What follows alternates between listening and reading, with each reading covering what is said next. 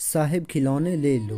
बच्चों के लिए पिज़्ज़ा लेकर जैसे ही उमर पार्किंग में खड़ी गाड़ी की जानिब बढ़ा, खिलौने बेचने वाला 12 से 13 साल की उम्र का लड़का तेज़ी से उसकी तरफ बढ़ा। मगर मेरे बच्चे तो बड़े हैं, वो ऐसे खिलौनों से नहीं खेलते। उमर ने मुआज़त ख्वाना लहजे में उस लड़के को इनकार किया। अच्छा ठीक है, आप नहीं लेंगे तो कोई और साहिब अपने बच्चों के लिए ले जाएंगे।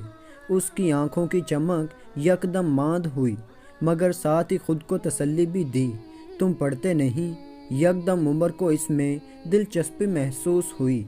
साहिब मैं पढ़ूंगा तो मेरे घर में छोटा भाई और बहन जो हैं, उनकी छोटी छोटी ज़रूरियात कौन पूरी करेगा? वो अफसरदगी से गोया हुआ।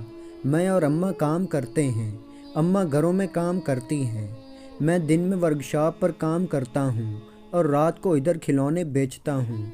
मेरा छोटा भाई और बहन स्कूल जाते हैं। मैं चाहता हूँ कि वो मेरी तरह ना हों, पढ़ लिख कर बहुत आगे जाएं।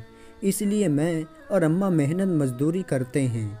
अब्बा को पिछले साल फालज का अटैक हुआ था, तब से वो बिस्तर पर हैं। अच्छा ये रख लो। उमर ने बटुए से कुछ रुपए निकाल कर उसे देना चाहे। भिखारी नहीं हूँ, मेहनत करता हूँ, किसी के आगे हाथ नहीं फैलाता।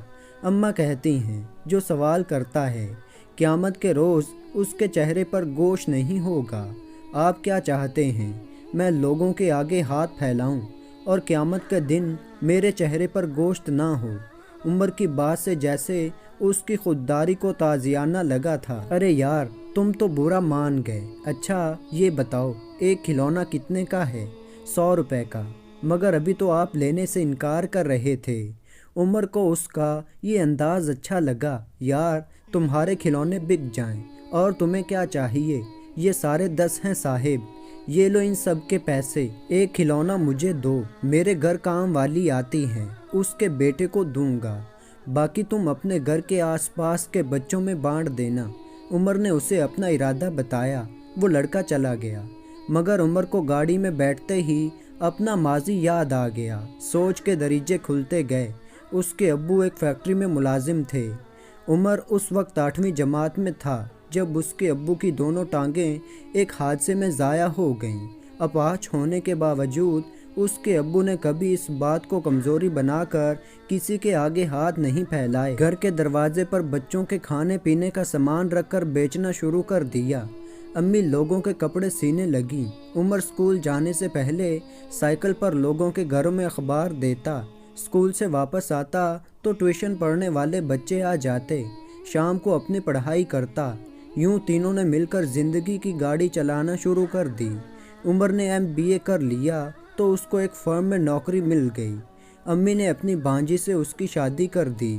आज उसके 2 बेटे हैं जिन्हें वो मेहनत करने की तलकीन करता है।